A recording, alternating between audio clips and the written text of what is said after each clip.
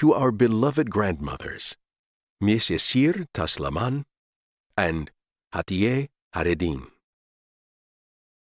Preface. There is a variety of views on the relationship between religion and science. Some people hold that these two fields are in conflict with each other, whereas others claim they are in harmony, and yet others claim they are completely independent, having no connection at all. As academics working on science, philosophy, religion interrelations, we maintain the harmony view. However, it is immediately crucial to clarify which religion and which science. There are many different interpretations, both of religion in general and within each particular religion, and also both of science in general and within science. Clarifying science and religion is vital for a meaningful discussion of science, philosophy, religion relations. In this book, we will examine the science-religion relationship within the framework of the Quran, the fundamental scripture of Islam. Determining the nature of the relations that the Quran maintains for scientific activity is the main goal in this book. We will present these relations by comparing the theistic perspective of the Quran to the naturalist atheist perspective commonly encountered in the modern academic world. For Muslims, the fundamental religious source is the Quran, which aims to construct a mindset for its followers through its message. The Quran offers intellectual or cognitive presuppositions and provides motivation for appropriate actions. Scientific activities also make certain presuppositions, and like every other activity, require motivation. In this book, we intend to demonstrate that the content of the Quran both constructs a view of the scientific mind with the necessary presuppositions and motivates scientific activities. To the best of our knowledge, the relation of the Quran to such presuppositions and motivations has not been studied previously, which suggests the novelty of this work. Our thesis concerning the Quran's content does not imply that all Muslims are or have been in accord with its teachings on science. Muslims have historically had both successful and unsuccessful epochs in the scientific realm. The reasons for these successes and failures and the influence of the Quran on them are subjects of other studies. The views presented in this book can, of course, shed light on such subjects, but our argument is exclusively related to the content of the Quran, setting aside these historical and sociological issues. Introduction. We will utilize a philosophical perspective in our discussion of the science-religion relationship in Islam. We will limit our investigation to the Quran, the holy book and foundational text of Islam.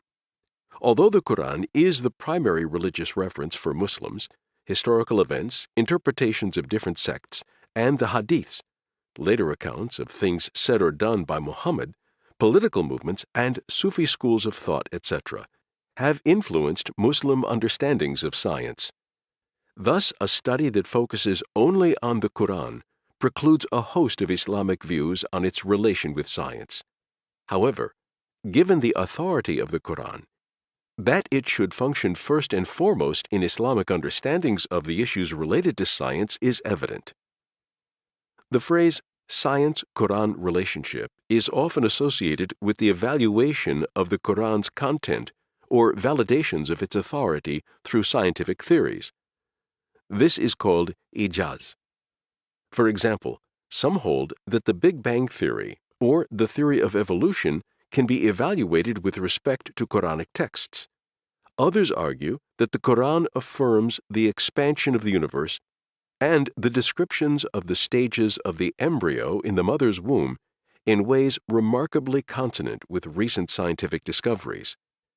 The expression also harkens back to the era when Muslims established the most sophisticated civilization of science and philosophy during the 9th through 13th centuries. While all of these aspects of Islam-science relationship are important, none will be our main focus. Instead, we will focus on the Quran and its claims for scientific activities. According to the Islamic faith, the Quran was revealed by God to the Prophet Muhammad for the salvation of humankind. The Quran's message contains a God-centered ontology, explanations of what will happen in the afterlife, statements that this message is the final ring in a historical chain of prophetic messages, anecdotes about how societies lived in the past, moral commands, rituals to be performed, and actions that should be avoided. The Quran is primarily concerned with what should be believed in, and second, with what should and should not be done in life. Likewise, the scientific endeavor includes both rightly held beliefs and rightly ordered practices. In our discussion of the relationship between the Quran and science, we will focus on these two aspects, belief and practice. The first part of the book is devoted to the former and the second to the latter. In the first part, we will investigate the relationship between the scientific endeavor and our thesis. The mental structure developed in the Quran supports the presuppositions of science. We are not aware of any other work on this topic. We believe that the content of our book is novel, particularly in this regard, and that part of the book deserves special attention. The accord between the ontological conceptions presented by the Quran and the presuppositions needed for scientific activities does not necessitate all believers of the Quran to adopt these presuppositions. A believer of the Quran might be unable to establish the relation between these presuppositions and content of the Quran, or unable to realize that science requires these presuppositions. Likewise, he or she might also be totally uninterested in science. Here we claim that the logical ground for accepting the correctness of the Quran complies with the adoption of mental presuppositions behind scientific activities. To what degree this mentality is adopted by Muslims is not our concern. The term presupposition, it should be noted, is sometimes associated with prejudice. Science, on the other hand, seeks objectivity and universality. However, we use presupposition only to mean the beliefs assumed in scientific activities. Our usage will become clear as we proceed. Presuppositions can also evolve. They are not dogmatic beliefs, even though some people treat them as so. Nonetheless, they form previously accepted knowledge, and since we are unable to constantly revise our existing knowledge, they stay behind our mindset whether we realize it or not. Correct presuppositions support correct evaluations, and wrong ones can trigger a chain of falsehoods. No system of thought can exist without presuppositions, since it is impossible to resort to first principles infinitely many times. All disciplines are founded on certain fundamental presuppositions. Logic, arithmetic, and geometry, considered the most reliable disciplines, are built upon presuppositions called axioms. All proofs within these disciplines are made via those axioms. The analysis we will perform here is about an ideal mind isolated from society and psychological factors. How this mind can acquire presuppositions within the paradigm the Quran offers, and how it is motivated by the Quran. In other words, we aim to present the presuppositions of an ideally rational mind, when it is properly shaped by the Quran with all non-rational influences excluded. Through this methodology, we intend to comprehend the relation of the content of the Quran with scientific activities. The mind of an individual who accepts the message of the Quran is shaped by a theistic ontology. We use theism synonymously with monotheism. According to this ontology, God is one, rational, mighty, and merciful. One's belief in the message of the Quran may or may not be a result of search and scrutiny. Although faith based on search and scrutiny is more valuable, religious believers often cling to their faiths without going through such processes. He is the creator and sustainer of all beings.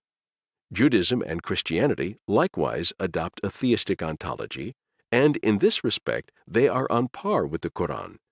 We will describe the differences between a theistic ontology and naturalism, that is, atheism or materialism. Atheism is the philosophical thought rejecting the existence of God. Naturalism is the philosophical thought rejecting the existence of anything other than nature, namely matter, energy, and space-time. As a consequence, naturalists reject God, as he is not a physical being. All naturalists are atheists, but not all atheists are necessarily naturalists, since they might believe in other non-natural beings, such as mind or soul, and moral or aesthetic truths. In reality, however, most atheists are also naturalists. Materialism is the philosophical thought that matter is the fundamental building block of everything in the universe, including mental processes and consciousness. In this regard, materialism is closely related to naturalism, and yet, even though nearly all materialists are also atheists, materialism does not necessitate atheism. One can believe in God and still hold the view that all the processes in the universe are materialistic. Since God is not a material being, this later thought is rarely adopted, and nearly all materialists define themselves as atheists. Despite these nuances, the term atheism, naturalism, and materialism are often used interchangeably. Likewise, these adjectives can be attributed to almost all well-known atheists in history. Thus, throughout this book, whenever we use the term naturalism, you can consider it synonymous to atheism and materialism. As we will show here, a theistic ontology, but not a naturalistic ontology, supports many presuppositions required for practicing science. It should also be noticed that the Quran has certain aspects that are not present in other theistic beliefs, along with other aspects that are comparatively more emphasized. We will concentrate on 7 presuppositions to show that the mental structure shaped by the Quran supports the presuppositions of science. The first presupposition we will consider is that the universe has a rational and comprehensible structure. If scientists had not assumed that the universe had a rational, that is, suitable for the mind to comprehend structure, it would have been meaningless for them to study it. The second one is that the human mind is capable of acquiring true knowledge about the universe. Scientific work would be meaningless if the mind were unable to reach the truth. According to the third presupposition, the universe, that is, the object of scientific activity, is discoverable. Science loses its meaning if discovery is considered impossible. According to the fourth, the laws discovered by scientific activities are universal. If the laws are different at different places and times, then it would be worthless to work toward their discovery. Fifth is that the study of the universe, the matter and the living, that is, all subjects of science, is a valuable pursuit. If an activity is not worth the effort, it would hardly ever start. Sixth, observation is essential in the acquisition of knowledge about the universe. Science cannot be practiced solely through armchair thinking because observation is the ground of scientific thinking. This presupposition is closely related to the Quran's invitation to observation, and it's important to remark that not every theistic belief has this aspect. Finally, mathematics is essential for the comprehension of the universe. The failure to use mathematics prevents one from penetrating sufficiently into the universe and makes precise predictions of past and future impossible. While many naturalists practice science with these presuppositions in mind, the theist has rational grounds for adapting them. The aim of this book is to present the Quranic foundation of this rationality. Although our purpose is to evaluate the relationship between the Quran and science, since the Quran preaches a theistic ontology, many of the arguments we offer are relevant to the theism-science relationship in general. In the second part of the book, we will show that the Quran also provides motivation for scientific pursuits. No other major religious scripture encourages its believers to observe, contemplate, and reflect upon nature and natural phenomena to the extent of the Quran.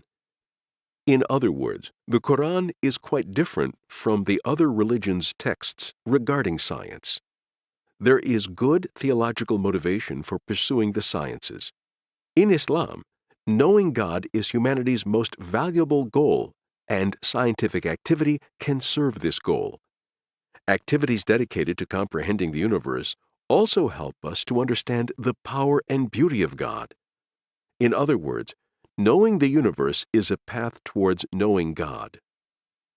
One of the best astronomers and mathematicians of his time, al-Battani, 858 to 929, stated his motivation as, by focusing attention, observation, and extensive thought on astronomical phenomena, one is able to prove the unity of God and to recognize the extent of the Creator's might, as well as his wide wisdom and delicate design. The Quran is not the only source of motivation for scientific pursuits. Reputation, money, charisma, social status, etc., can also motivate people to do science. The psychological appeal of these other motivation sources is apparent. However, since knowing God and fulfilling God's commands far surpass any other motivating factor, they constitute a superior source of motivation for a Muslim. Part 1. The Quran and Presuppositions of Science. 1. The universe has a comprehensible rational structure. Science aims to discover nature's law and theories by following empirical and experimental procedures. Scientists thus assume that the universe has a comprehensible rational structure. For the universe to be comprehensible, it has to have regularities that can be comprehended by the human mind. In other words, it has to have laws. If the universe were disordered or chaotic, or if the regularities of the universe exceeded human comprehension, science would not have been possible. Although widely assumed, the rationality and comprehensibility of the universe is a profound mystery. According to Albert Einstein, the eternal mystery of the world is that it is comprehensible. The fact that it is comprehensible is a miracle. What Einstein declares a miracle, most other scientists take for granted. While all of their work assumes that nature has a comprehensible structure, most scientists are not aware of their assumption. They have conducted and will continue to conduct their studies without noticing such intriguing questions as, why is nature based on laws and not on chaos? And how is it possible that the universe is rational and comprehensible? Whether aware of this presupposition or not, when scientists study the universe, they must assume that the universe has a rational and comprehensible structure. If they were to reject this presupposition, it would be meaningless for them to attempt to understand the universe. How could you comprehend the universe if it were incomprehensible? The Quran grounds the nature of the universe in the nature of the God who created it. According to the Quran, God, who is rational and mighty, has created the universe. The divine attributes of omniscience, alim, and wisdom, hakim, scattered throughout the Quran, entail that God is a rational being. Although disputes on some issues have arisen between the various sects of Islam, there has been no disputing God's rationality. The Quranic worldview maintains that the universe is comprehensible because it was created by a rational God. The idea of a rational universe makes possible observations and experiments with the aim of comprehending the structure of the universe. If the universe is created by a rational God, we should expect to find rational beings who can comprehend that universe as well. In the 17th century, Descartes, one of the founders of modern science and modern philosophy, deliberately borrowed the term law for the natural regularities he and others were discovering from the medieval legal use. Both sorts of laws, he argued, were decrees of God. In order to avoid appeal to the divine, some naturalist philosophers reject the use of the word law. There is no reason from a naturalist perspective that the universe should have a rational and comprehensible structure. On the assumption of naturalism, the universe is as or is more likely to be entirely devoid of order as it is to be ordered. Since naturalism implies nothing about the structure of the universe, the naturalist's belief in the rational structure of the universe is ungrounded. Naturalistic perspectives on the laws of nature can be grouped under two headings. The first is the regularity account of natural laws. David Lewis, Stuart Mill, Frank Ramsey, and John Ehrman are representatives of this account. According to this view, what we call the laws of nature are just descriptions of the regularities in the universe. Laws are the descriptions of those regularities rather than the cause of them. According to this view, we can talk about the law electrons have negative charge because all observed electrons have negative electric charge. This law is then only the description of the regularity that all the electrons in the universe are negatively charged, and no explanation is needed why the electrons are negatively charged. It has been claimed that regularity account is the most reasonable description of laws of nature within naturalism because the theory only refers to those regularities that do not go beyond physical universe. What is the explanation of the regularities in the universe? Why is the universe full of regularities? There is no answer for these according to the advocates of regularity account. This viewpoint offers no deep explanation for these regularities, but rather only replies that nature is this way and that is it. However, it is intellectually unsatisfying to explain the incredible regularities of the laws of nature in the universe by simply pointing at coincidence. According to David Armstrong, a person who believes that the regularities in nature are all coincidences can actually believe in anything. Philosopher Norman Swartz, who supports the regularity account of laws, is also aware of the cosmic coincidence problem and defines the problem as follows. There are probably more than 10 to the 60th power electrons in the universe, and all of them, we may suppose, have precisely the same electrical charge.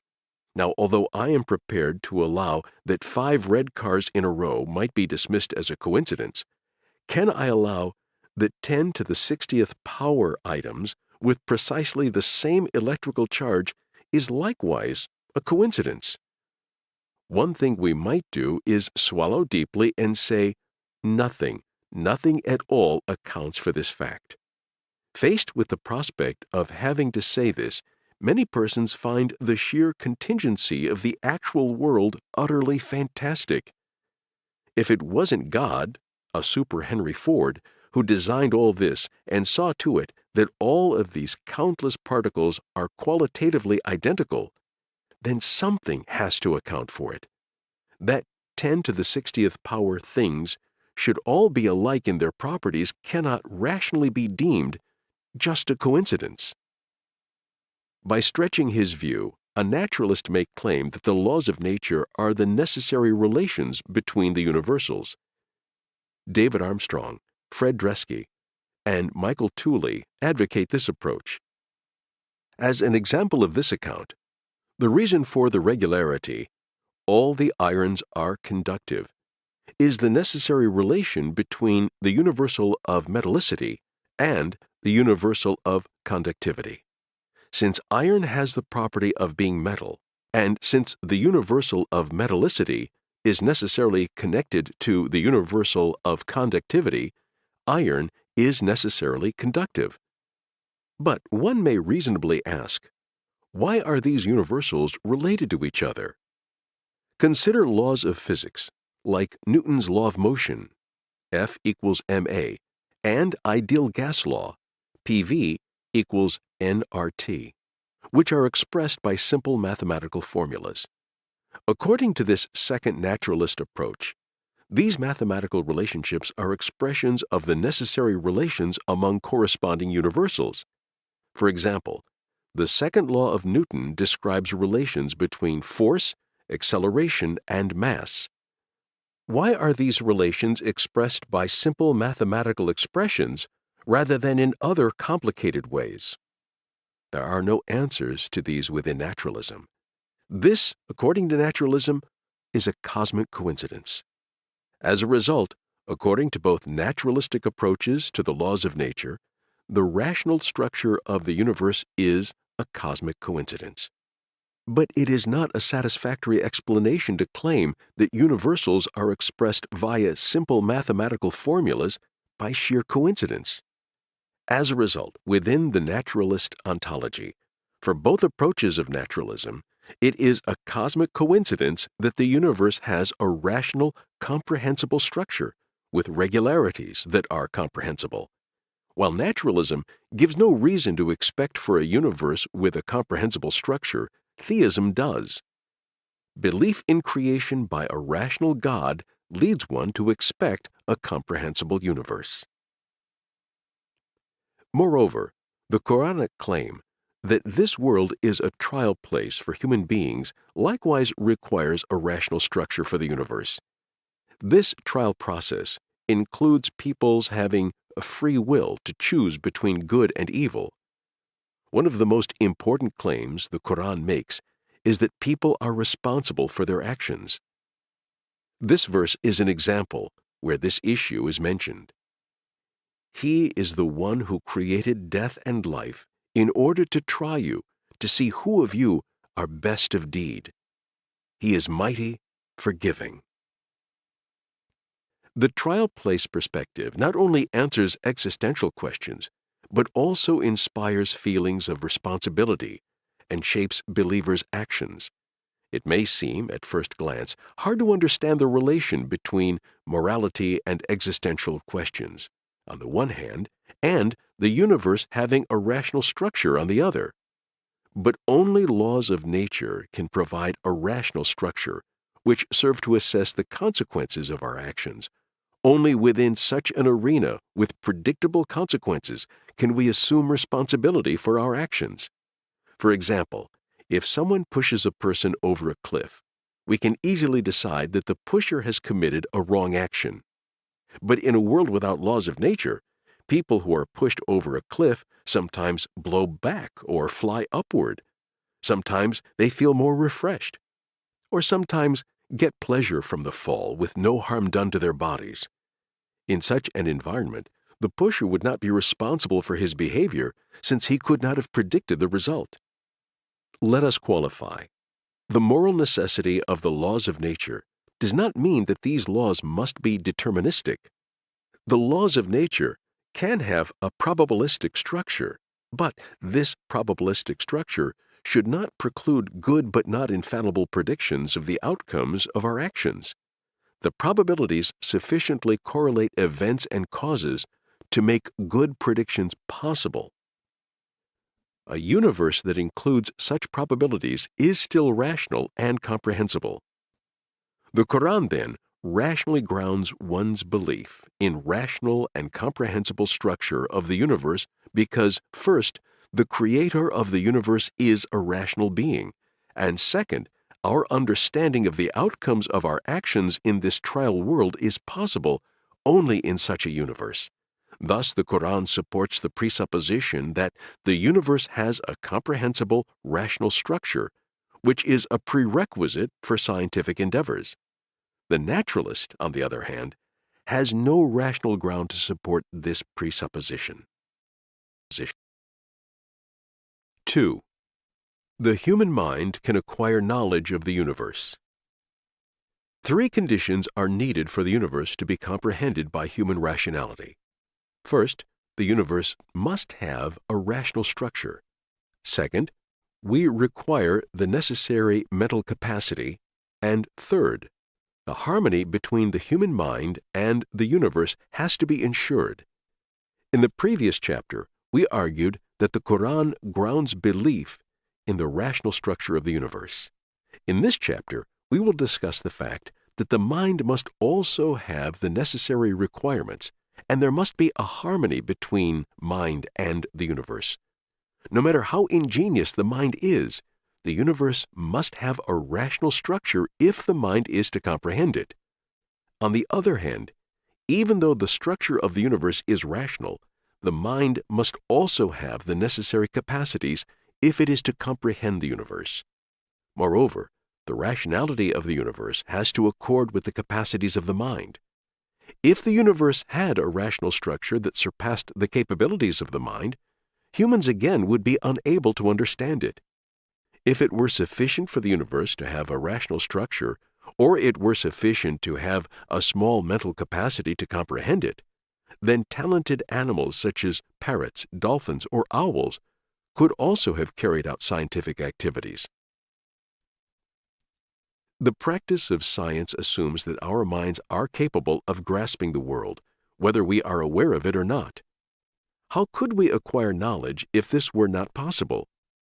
Although scientific activity requires such a presupposition, many people believe in it without any reasonable ground. Philosophers, however, are concerned about which worldviews can rationally ground this presupposition. Within theism, there is a rational ground for this presupposition, since God is the creator of both the universe and the mind. It is reasonable to think of both the universe as rational and of the mind as capable of grasping the world. Mind and world are both created in harmony with each other. That is, the theist has rational grounds for the belief that the mind can acquire knowledge of the universe, which is vital to the pursuit of scientific truth. Galileo, a prominent figure in the scientific revolution of the 17th century, viewed the capacity of the human mind to comprehend the universe as evidence that human mind is created by God. Johann Kepler, a famous Christian astronomer, emphasized that a theist has rational grounds for trusting the mind in the process of accumulating knowledge about the universe. God, who founded everything in the world according to the norm of quantity, also has endowed man with a mind which can comprehend these norms. Of course, not every theistic tradition stresses the importance of reason and encourages people to comprehend the universe. Moreover, in many theistic traditions, even in certain Islamic schools of thought, granting importance to reason is considered a weakness of faith. In such traditions, reason is demeaned and faith is elevated.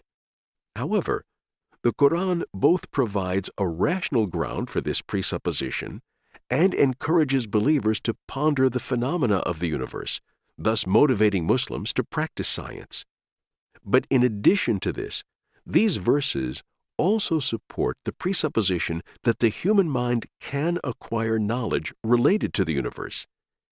If our minds were unable to acquire knowledge, then wouldn't it be meaningless for us to even attempt to comprehend the phenomena in the universe?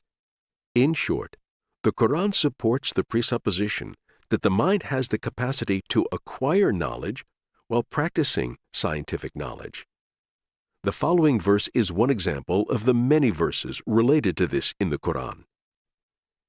In the creation of the heavens and the earth, the alternation of day and night, and sailing of ships across the ocean with what is useful to man, and the water that God sends from the sky, enlivening the earth that was dead, and the scattering of beasts of all kinds upon it, and the changing of the winds and the clouds, which remain obedient between earth and sky, are surely signs for the wise. Naturalism is the fiercest alternative to theism in contemporary thought. The so-called new atheists are naturalists. The relevant question is, does a naturalist have a rational foundation for assuming that the mind can reach the truth? Philosopher of mathematics Mark Steiner claims that the harmony between the universe and mind is a problem for naturalism. True correspondence between the human brain and the physical world as a whole. The world, in other words, looks user-friendly. This is a challenge to naturalism. Charles Darwin was engulfed with a horrible doubt. Whether a human mind that had evolved from lower animals, a monkey's mind, was capable of acquiring knowledge of the world. Naturalists evolutionary biologist J.B.S. Haldane likewise conceded the troubles with naturalism inherent in trusting the mind with his following words: "If my mental processes are determined wholly by the motions of atoms in my brain, I have no reason to suppose that my beliefs are true, and hence I have no reason for supposing my brain to be composed of atoms." Naturalism, so it seems, does not comport well with the mind-universe harmony. Alvin Plantinga's evolutionary argument against naturalism shows that the naturalist paradigm undermines rational belief in the mind's ability to reach truth. Plantinga argued that the theory of evolution and naturalism cannot be reconciled. Evolution, after all, aims at survival, not at truth. We should expect our beliefs to aid our survival, not to be true. According to the naturalist atheist evolution viewpoint, we should not be expected to have reliable mental faculties, because the mechanisms of evolution would select cognitive faculties that are aimed at survival, not at true beliefs. Naturalism, which is blind to truth, does not provide any reason to think our cognitive faculties, evolutionarily produced, aim at truth. However, theism and the theory of evolution do not undermine trust in our cognitive faculties. Since a theist believes that God has created humans to recognize Him and appreciate His world, they have reason to expect to acquire true beliefs. Since naturalists have no ground to claim the reliability of our cognitive faculties, they cannot assert the truth of any belief, including evolutionary theory itself. According to Plantinga, the theory of evolution and naturalism are self-defeating. Plantinga's opponents argue that since true beliefs enable survival, natural selection favors true beliefs. However, from a naturalistic perspective, it may be that our neuronal structures in our brain causes us to act the way we do. These neurons mediate behaviors via their biochemical structures, so the content of thought, whether it is true or not, is irrelevant.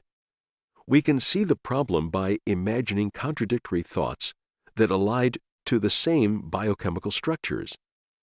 In this case, opposing thoughts would result in the same behavior because the biochemical structure that causes the behavior is independent of the thought. Consider a deer running away from a lion. What keeps the deer alive is the action of running away from the lion. Supposing the deer had beliefs, it would be irrelevant whether its belief is true or not. It may have run away to avoid the disturbance of the smell coming from the lion. Or perhaps it thinks its nose would hurt because of the smell. Or it can think that it is just a race, so it runs as fast as it can. These and other similar scenarios, since they cause the same behavior to be performed, cause the deer to live and to transfer its genes to the next generations. As a result, we have a single correct thought against a very large set of wrong ideas. Any one of these ideas, however, allows the deer to survive and to transfer its genes because they result in the same behavior. Nothing in naturalism necessitates true beliefs. Natural selection does not choose true beliefs. Rather, it selects biochemical structures that produce survival behaviors. A naturalist who holds that our reasoning capacity is the result of unguided natural selection cannot defend the reliability either of our cognitive faculties, including simple reasoning processes. Hence, the naturalist cannot claim that either naturalism or the theory of evolution are true, or any idea reached through high levels of reasoning. According to theism, however, the evolutionary process has been realized by the Creator's reason and will, giving humans cognitive faculties aimed at true beliefs. Theism, then, supports reason's capacity for finding true beliefs. Which one is more trustworthy for doing calculations? A calculator designed to perform mathematical operations, or a machine generating random numbers? Likewise, since reason was created to acquire true beliefs as indicated in the Quran, the expectation for the reason to have a capacity to acquire true beliefs and to practice scientific activity with this presupposition has a rational ground. But according to naturalism, the abilities of the mind exist just to ensure the survival and the transfer of the genes and have nothing to do with acquiring true beliefs. When we compare these views, the angle of the Quran and of the other theist beliefs better support the presupposition that claims that in its pursuit of science, the human mind can acquire knowledge about the universe. 3. The properties of the universe are discoverable. The pursuit of scientific knowledge leads us to go beyond comprehending the phenomena of the universe and towards discovery of the properties of the universe. If our mind did not have the capacity to grasp such phenomena as water boils when heated, life and science would not be possible in the world. It was the capacity of mind to comprehend the universe to which we drew attention in the first item. We do not suffice with this basic level of comprehension, and we try to add to the knowledge discovered thus far, such as what the heat is and the details of the movements of the water molecules, etc. We cannot control the beating of our heart, but we can discover some of the properties of the stars. Our solar system, within the vastness of the universe, our own planet within the solar system, and us in the world, are all just like small spots. Faced by such an enormous weakness, the capacity of our mind to comprehend the phenomena in the universe is marvelous. It is through our scientific endeavors that we have discovered the evolution of the universe, a process which thus far has taken 13.8 billion years. The Higgs particle that gave mass to matter, the dinosaurs that lived millions of years ago, and the micro details of our development in our mother's womb. The aim of scientific activity is to discover the causes of the phenomena of the universe and the processes that brought these phenomena to their present states. As can be seen, while starting a scientific activity, the presupposition that claims that it is possible to discover the properties of the universe is assumed. Of course, the universe being discoverable does not mean that man can know everything about the universe, but it is clear how a presupposition like this supports scientific activity. A person who digs into the ground to construct a water well has a presupposition that water is discoverable. Even though knowing the possibility of discovering the water there does not guarantee the discovery of water, the possibility of it makes the well to be dug. Similarly, the possibility of the universe being discoverable can motivate us to engage in scientific activity. But it must be noted that not all the answers to our questions should be discovered or should be discoverable. Many scientists have tried to discover the properties of the universe without conscious awareness of assumption of the discoverability of the universe. Such scientists are like singers who sing without thinking about vocal cords, or athletes who run without thinking about their fast twitch muscles. Such singers focus so intently on their songs, and such runners on running, that it never occurs to them to ponder upon what it is that makes those actions possible. Only in rare cases, when their vocal cords or feet become injured, do they start thinking about these issues. But even in these kinds of cases, their thinking focuses on the cure. They do not focus on how the vocal cords produce sound or the physiology of the feet. Likewise, while scientists aim, for example, to discover how the stars emit light or how the heart beats, they do not ponder why the universe is discoverable, let alone what might provide rational grounds for the presupposition that the universe is discoverable. Even though the results of the scientific endeavors show the degree of the discoverability of the universe, these results do not explain why the structure of the universe is discoverable. We have to ask questions such as, how is it possible that with our huge limitations, we still can discover the process of the evolution of the universe, which took billions of years, and the content of the stars, which are billions of light years away, and which system or systems of thought support the discoverability of the universe. Today, there are mainly two opposing views in explaining the marvelous aspect of discoverability: theism and naturalism. According to theism, God created both the universe and man. Since the universe is an area where God's might and art are visible, discovering the phenomena in the universe helps us discover the art and might of God. Since God consciously made the universe discoverable for humans, it is no surprise that man can discover the universe despite his limitations. On the other hand, according to naturalism, there is no reason to expect the universe to be discoverable. The universe is an eternal substance that is unconscious and purposeless. According to naturalism, there is no reason to expect the universe to be discoverable. Discoverability is just a happy coincidence. Accepting the discoveries of processes that go back billions of years and that are billions of kilometers away from our world as happy coincidence does not seem to be intellectually satisfying. In addition, we can comfortably claim that even if many of our discoveries, structures of neutron stars, Higgs particle, etc., had not happened, the human race would still continue to survive.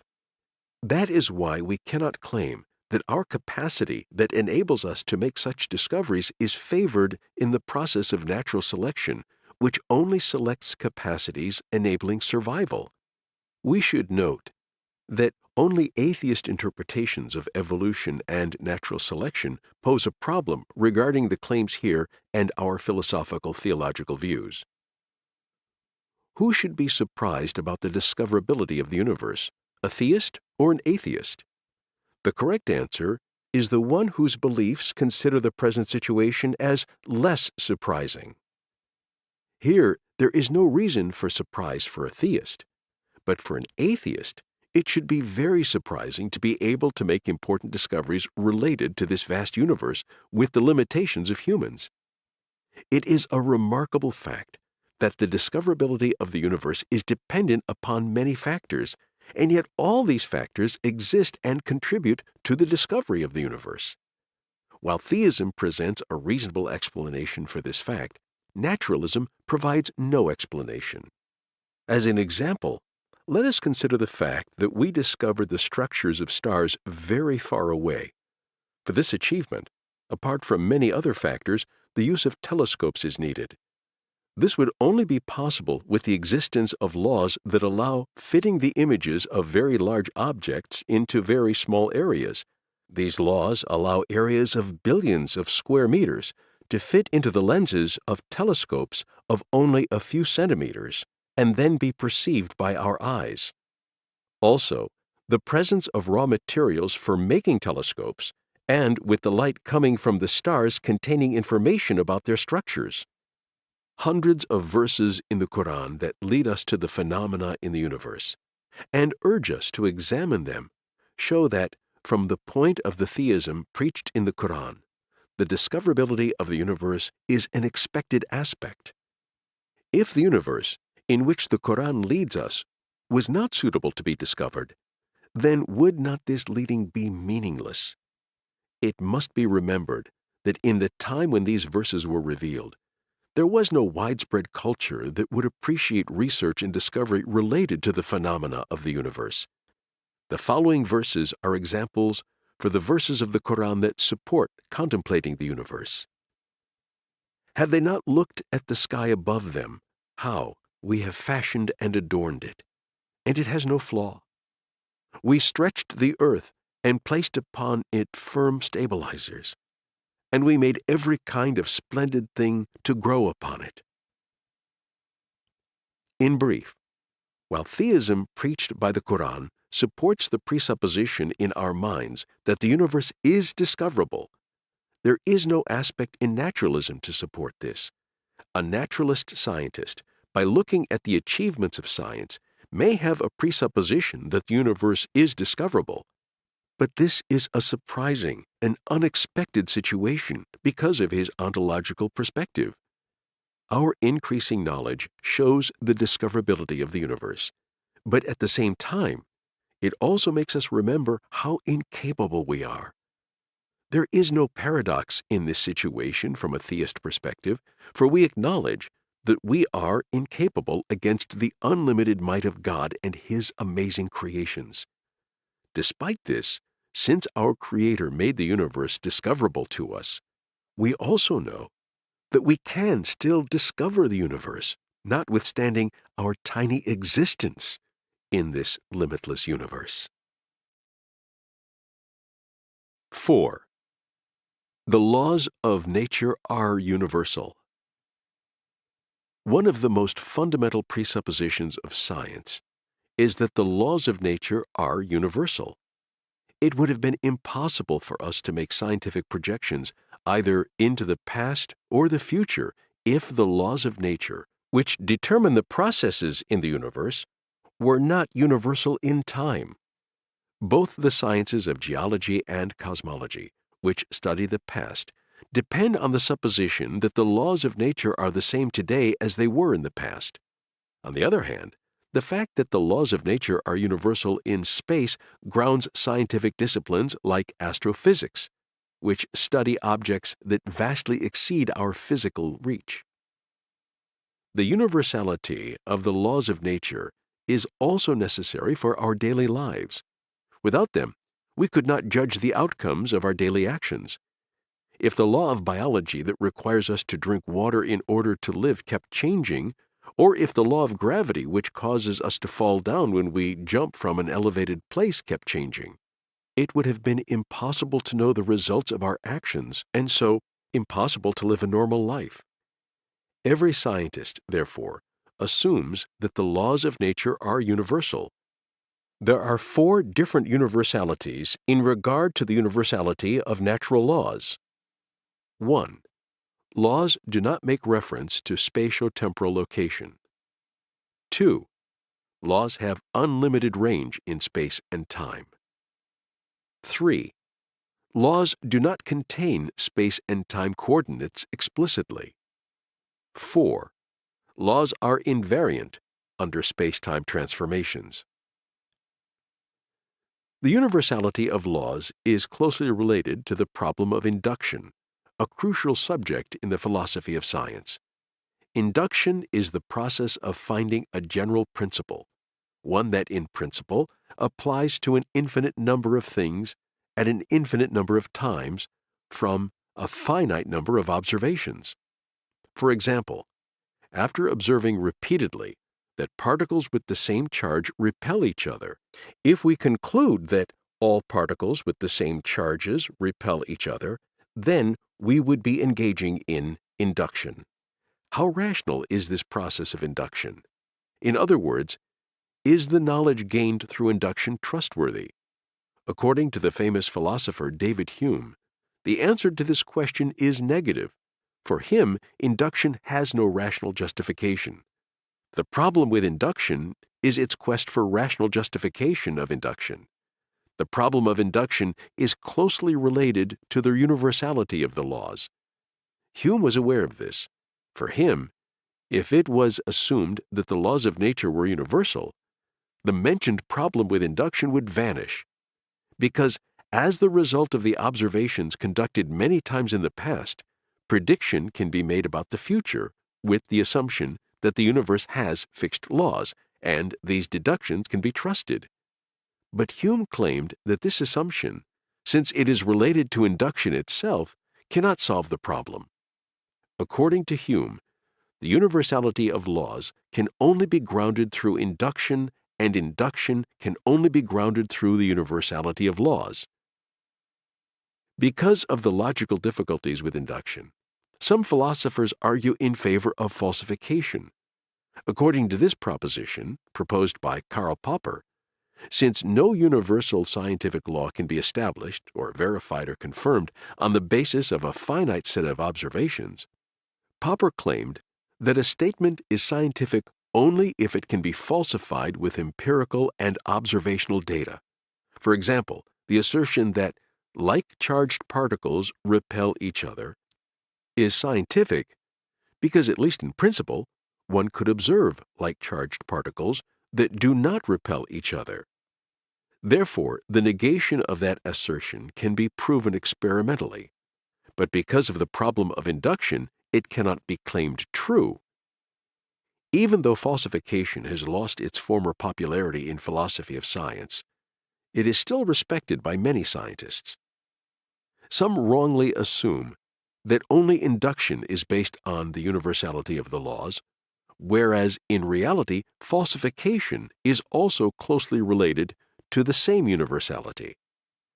If the universality of the laws is not accepted as a presupposition, then we cannot know whether a proposition that has passed the test would not be falsified by the same test in the future, and a proposition that had been falsified would pass the same test in the future.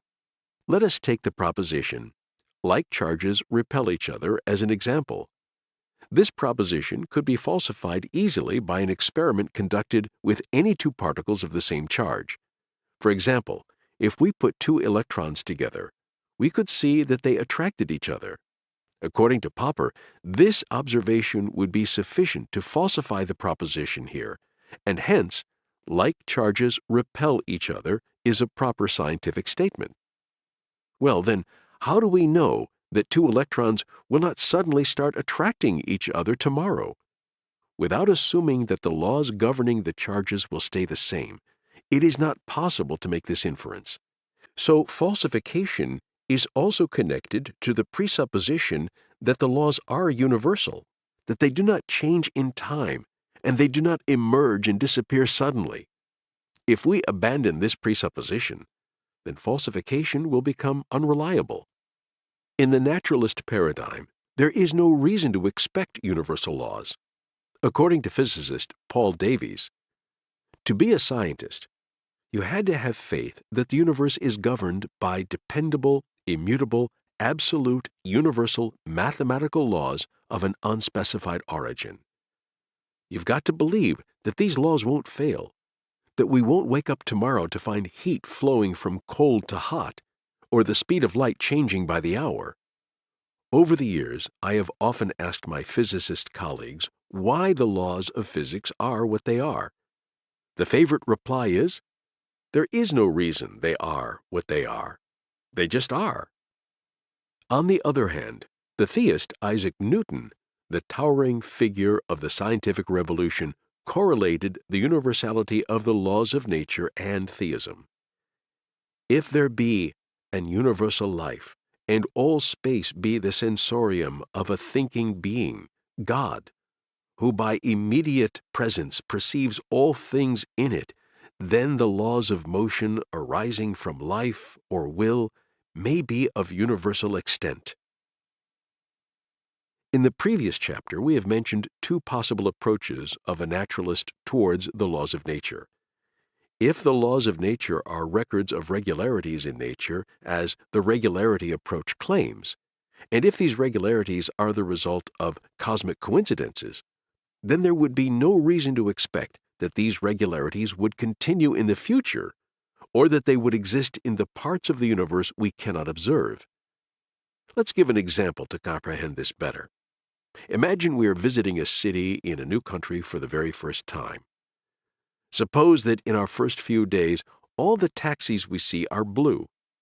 From our observations, what can we infer about the colors of other taxis in that city? Not much.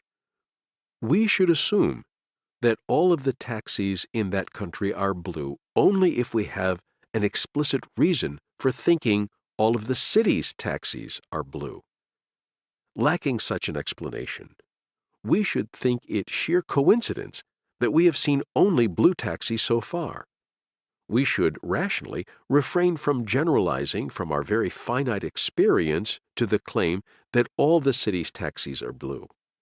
Even if we were to continue to observe only blue taxis, that would also likely be a coincidence. We'd have no reason to think it's not. Without a well-grounded assumption of the universality of the laws of nature, the regularities we observe in nature could be, for all we know, mere coincidences. Our very finite experiences of regularities would be like our very finite experiences of blue taxis. interesting coincidences with no good reason to think that they apply beyond this particular time and place. Without a well-grounded assumption of the universality of the laws of nature, we have no reason to think these regularities are the same in the future and the past, or that they are valid throughout the entire universe. According to the regularity approach of the laws of nature, the apparent universality of the laws of nature is nothing but a surprising coincidence. It provides no reasonable expectation of universality. The universality of the laws of nature is also surprising given the second approach of the naturalist, the claim that laws of nature are necessary relations between universals. The propositions, there will be a relation between universal A and universal B until eternity, and there will be a relation between universal A and universal B until time t, explain our past observations equally well. But if the second proposition is true, the law described by these universals is not universal. This law will be invalid after time t in the future. From the naturalist point of view, there is no reason to prefer the first proposition over the second.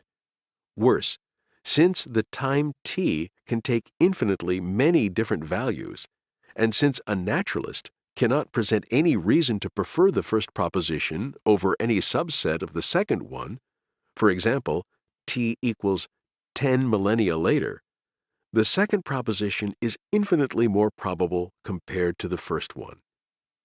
Therefore, from such a naturalist point of view, there is no rational way to expect for the laws of nature to be universal. On the contrary, one might even claim that the expectation is higher for the laws of nature to be invalid someday in the future. As a result, a naturalist has no rational reason to expect the laws of nature to be universal, regardless of whether he or she sees them as the description of regularities or as necessary relations between universals. From a theistic point of view, however, the universe has been created and is being sustained by the Supreme Creator. Since God is immutable, a change in His nature is not in question. Therefore, it is expected that the laws designed and protected by God, whose nature does not change, will also be unchanging in time and space. Another reason the theist might expect the laws of nature to be unchanging is the belief in the oneness of God, and in that He is the Lord of all beings, both emphasized in the Quran. The belief that God is the Lord of all beings offers a rational base for the laws to remain the same at all times and locations. According to polytheism, different gods control different phenomena and different regions. Though each region might have its own laws, there is no reason to think these laws are universal. In polytheism, the laws of nature would likely differ from region to region and from phenomenon to phenomenon. Moreover, in polytheism, since gods are often at war with each other, gods who are dominant in a certain region or over a certain phenomenon may lose their power.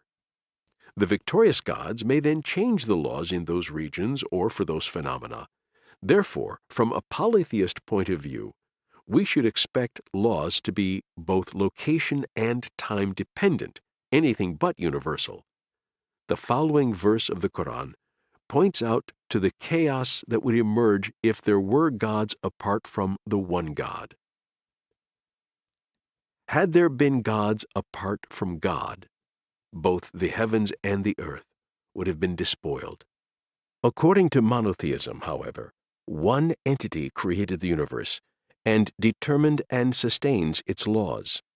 The idea that there is one absolute master of the universe supports the belief that the laws of nature are universal.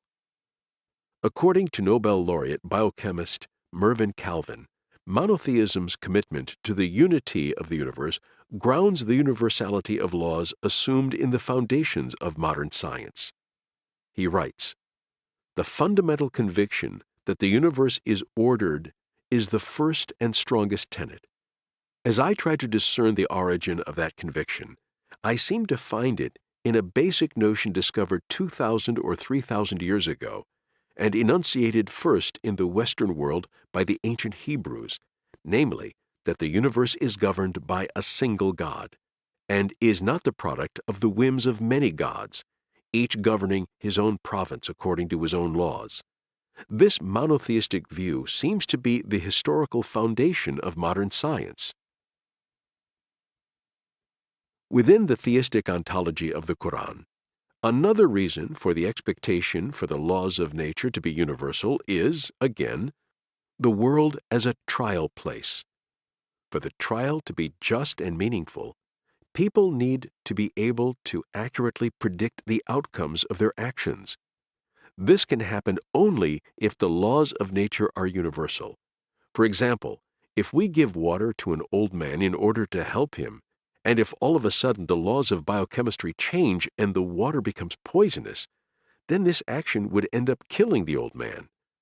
Such trials would lose their meaning in a universe in which people cannot predict the outcomes of their actions.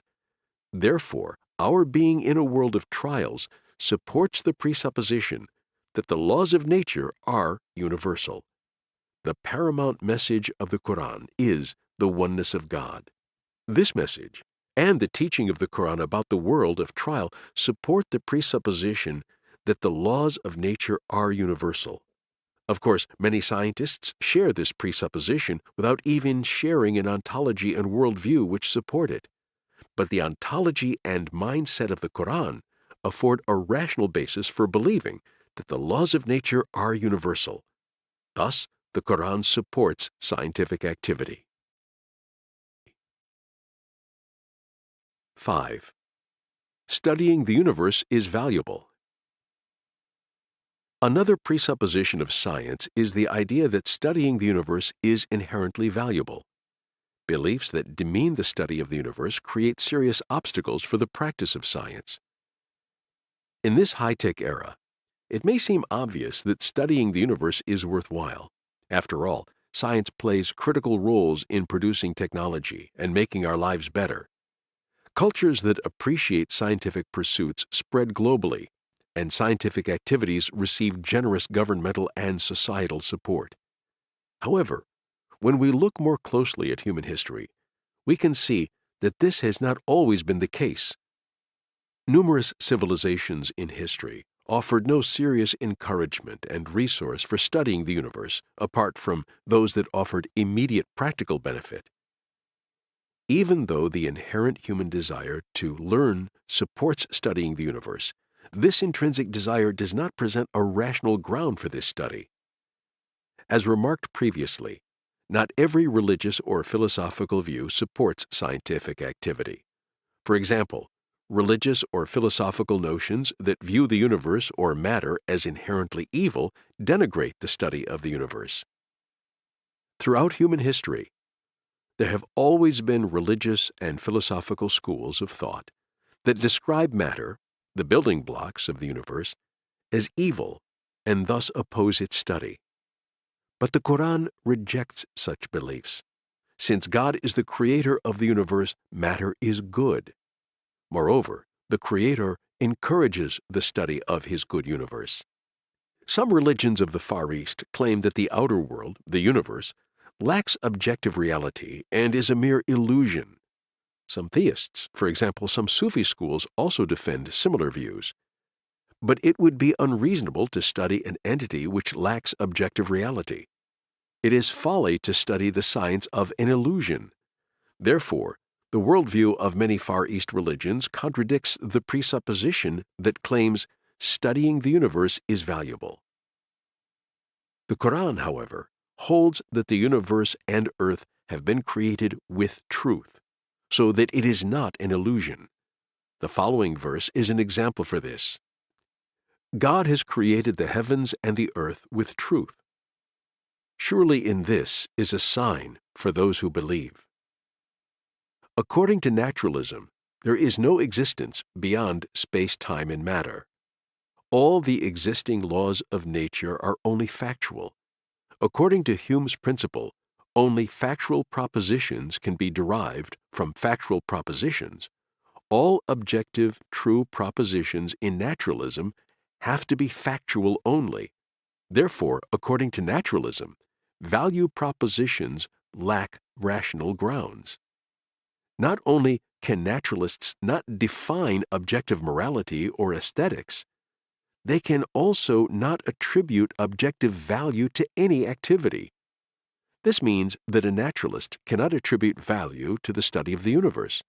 Atheist Richard Dawkins, a renowned scientist, says, "The universe that we observe has precisely the properties we should expect if there is, at bottom, no design, no purpose, no evil and no good, nothing but blind, pitiless indifference." As a result of this, according to naturalist philosophy, it cannot be claimed that practicing science is valuable. But rejecting the existence of objective values and then attributing an objective value to a scientific activity is self-referentially inconsistent. Hence, while many naturalists attribute value to scientific activity, such an attribution has no rational basis. A Muslim is one who accepts the existence of a good God, has an ontology of rationally grounded values. Therefore, scientific activities are valuable because the Creator has declared the creation worthy of study. According to the Quran, the study of the creation is also valuable because it leads us to a comprehension of the existence, might, and knowledge of God. For example, God's creation of the universe is offered as evidence to show how easy it is for God to create the hereafter.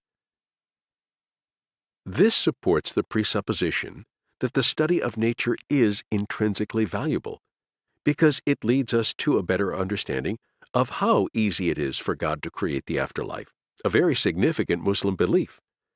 The verse here emphasizes this. How can He who created the heavens and the earth not be able to create others like them? Yes, indeed, He is the Creator, the Omniscient. Suppose you accept the presupposition of science. The universe is comprehensible, the mind can comprehend the universe is discoverable, and the laws of nature are universal. Suppose further that you reject the claim that the universe is worthy of study. How likely would it be for you to undertake a scientific activity? For example, if you had a beach house on the ocean, even though you could count the grains of sand on your beach, you would not think it worth your time. The reason you wouldn't count the grains of sand is because you lack a sense that it would be a worthwhile pursuit. However, the Quran deeply affirms the value of the study of the universe. But we must also remember that this presupposition is present not only in the theism of the Quran. There have been numerous thinkers within the Judeo-Christian tradition who stated that God can be better comprehended by studying the universe. We present several such quotes in this book. This Quranic perspective has been ignored by many Muslims, but not by all of them. Ibn al-Haytham, considered the first scientist by some historians of science, he is believed to have been the first person to apply the experimental method to scientific endeavors, was influenced by the perspective of the Quran. He started practicing science because I constantly sought knowledge and truth, and it became my belief that for gaining access to the effulgence and closeness to God, there is no better way than that of searching for truth and knowledge. Naturalism might think that the universe should be studied for its practical benefits, the production of technology, the possibility of earning money, and a measure of fame can all be achieved through scientific activities. However, the naturalist ontology undermines the very values it would require to deem the study of the universe valuable. According to the Quran, however, and theist perspectives akin, investigating the universe is an intrinsically valuable activity, notwithstanding its practical benefits. 6. Observation is important for gathering knowledge about the universe.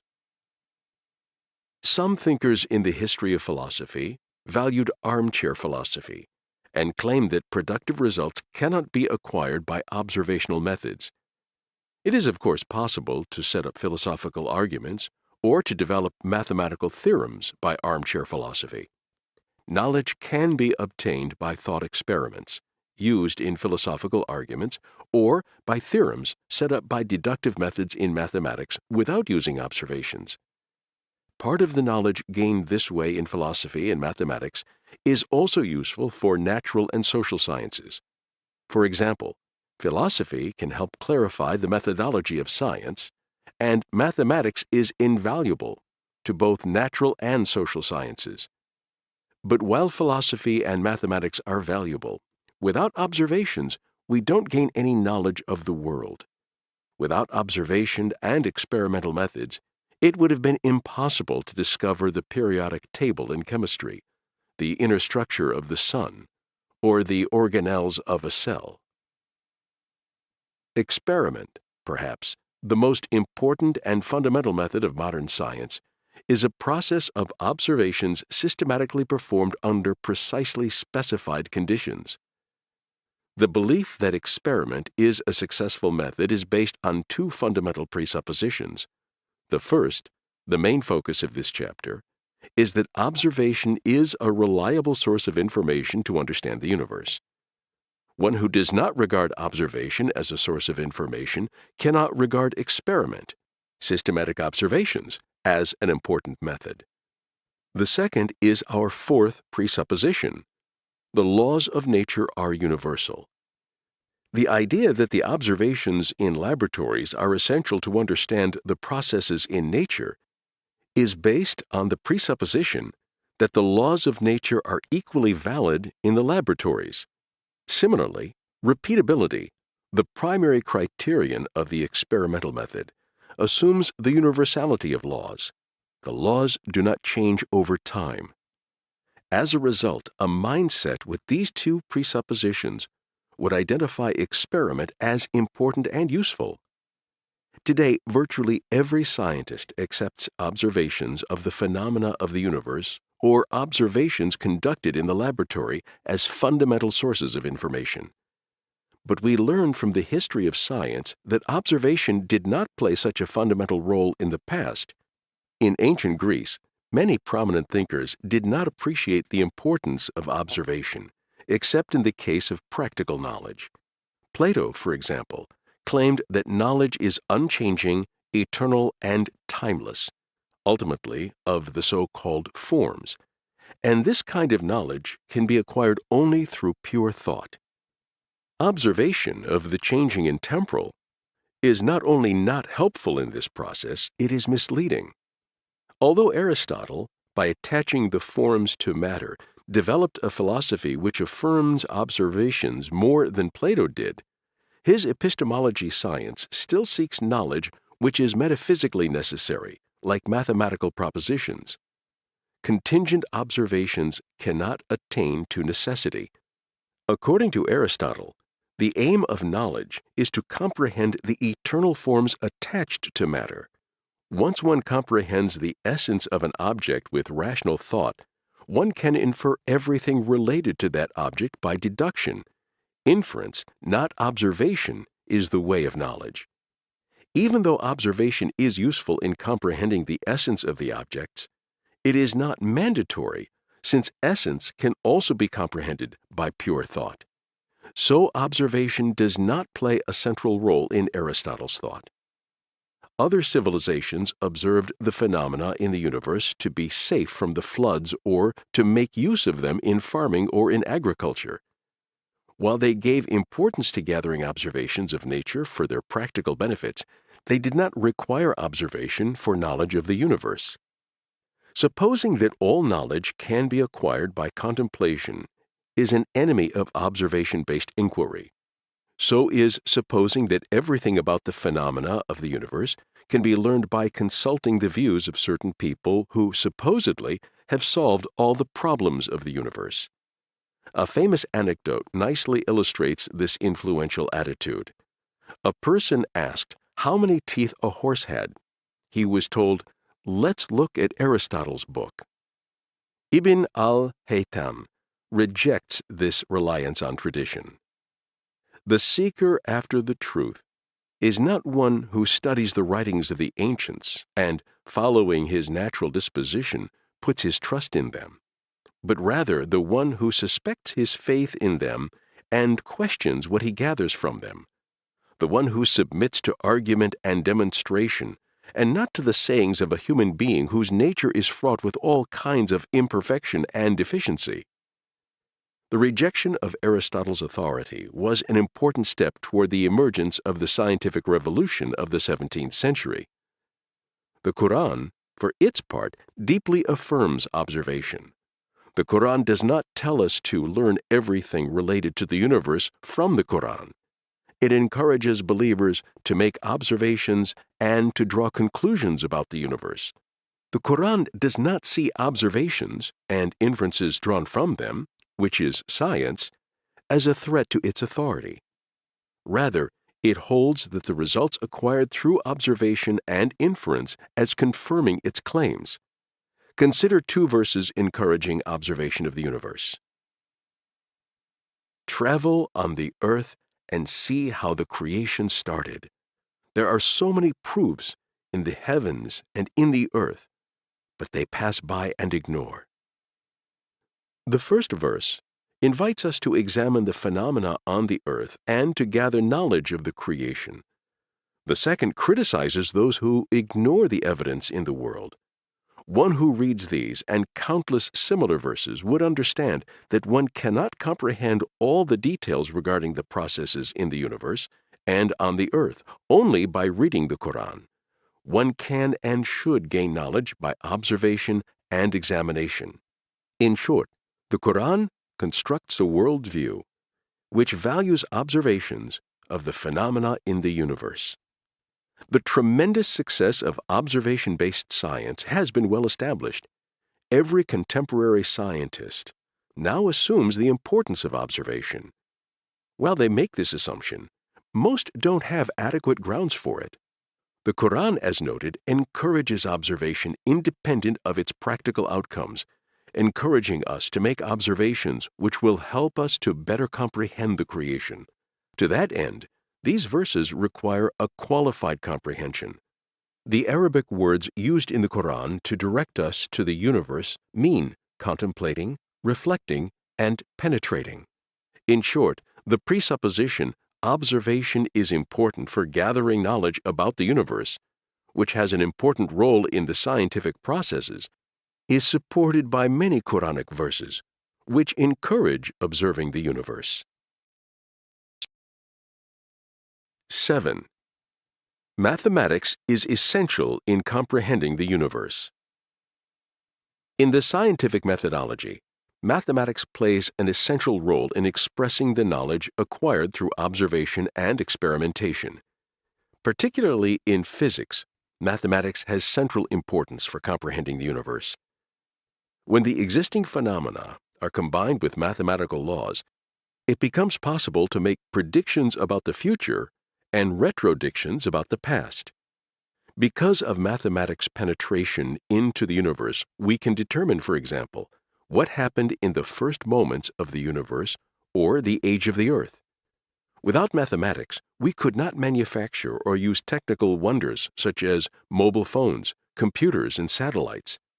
One simply cannot fully grasp essential theories of modern science, like quantum theory or the general theory of relativity, without mathematics.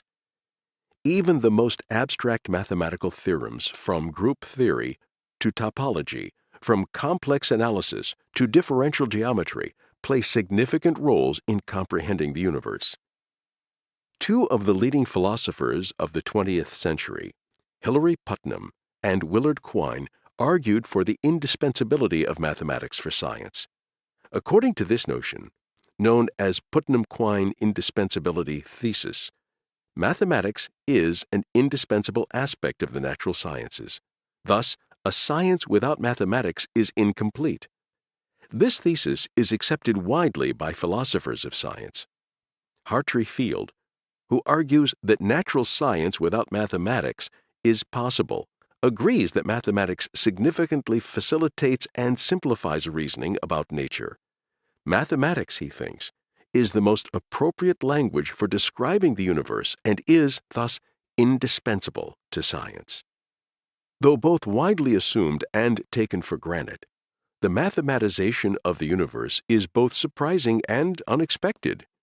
In his famous article, The Unreasonable Effectiveness of Mathematics, Nobel laureate and one of the founders of quantum mechanics, Eugene Wigner, explained the astonishing accordance of mathematics with nature. The enormous usefulness of mathematics in the natural sciences is something bordering on the mysterious, and that there is no rational explanation for it. Nobel laureate physicist Steven Weinberg expresses a similar sentiment. It is very strange that mathematicians are led by their sense of mathematical beauty to develop formal structures that physicists only later find useful, even where the mathematician had no such goal in mind. Physicists generally find the ability of mathematicians to anticipate the mathematics needed in the theories of physics quite uncanny. It is as if Neil Armstrong in 1969, when he first set foot on the surface of the moon, had found in the lunar dust the footsteps of Jules Verne. The universe's yielding to mathematics is unexpected from the naturalist point of view. Naturalists generally take an anti-realist stance to the mathematical truth. They see the mathematical objects, numbers for example, as the outcomes of human mind. Mathematical realists, on the other hand, hold that mathematical objects exist independent of the human mind. If mathematical objects were merely products of the human mind, there would be no reason to expect that its structure would match the structure of the universe, our thinking processes maybe, but not the universe. After all, the rules of chess don't describe the universe. Why then should another human construction, mathematics, describe the universe? Even if the naturalist held a realist perspective, they would still have no reason to expect mathematics to structure the universe. Because mathematical objects are abstract, they are not bound by space-time, and they do not have causal interactions. Thus, they cannot causally affect the universe in any way. If mathematical objects cannot causally affect the universe, then how is it possible that the universe is describable by mathematical objects? As a result, there is no reason for a naturalist, whether a realist or an anti-realist, to expect the universe to be describable through mathematics. Theism, on the other hand, can explain the mathematical structure of the universe under both realist and anti-realist standpoints. If mathematical objects exist transcendentally, as claimed by the realist, God could have created the universe in accordance with them. The causal gap between mathematical objects and the universe, in a naturalist perspective, disappears in theism. If mathematics is an invention of the human mind, there is still no problem in a theist perspective. Multiple views of realism are possible within theism. God might have created a world of mathematical objects independent from our universe, or mathematical objects could be the product of God's will, or they might somehow be related to aspects of God. As we have seen in the previous chapters, the fundamental expectation under the theist view is that the universe is to be understandable and of a compatible structure with the human mind. If the human mind is able to invent mathematics, and if mathematics is an efficient mediator for humans to reflect on nature more efficiently or make better predictions, then it is quite expectable for the universe to be created as mathematically understandable and compatible with the human mind. Since the universe is not a creation of human mind, naturalism has no explanation for a creation of human mind, or the mathematics to be in such compatibility with it. Theism has no difficulty here, as the universe is a creation of God. As a result, in theist perspective, the anti-realist position against mathematical objects does not cause any problem for the universe being in a mathematically describable structure. Anthony Flew, once one of the most famous atheists of the 20th century, counted the mathematical structure of the universe as one of the main reasons for his departure from atheism and conversion to belief in God. Many prominent figures of the scientific revolution, including Descartes, Kepler, Galileo, Leibniz, and Newton, believed that mathematics is the language in which God has written the universe. Scientists assume that mathematics is essential to comprehending the universe, although most don't explicitly think about the philosophical aspects we discuss here. However, many civilizations and thinkers throughout history fail to appreciate the role of mathematics in comprehending the universe. In the Quran, however, many verses affirm a relationship between mathematics and nature, such as, "The sun and the moon are perfectly calculated. He encompasses what is with them, and he has counted the numbers of all things." These verses support the presupposition that mathematics is essential for comprehending the universe. One of the primary meanings of the word qadar, which is used many times in the Quran, is to be bound by a measure. The following two verses are examples where the word qadar means measure.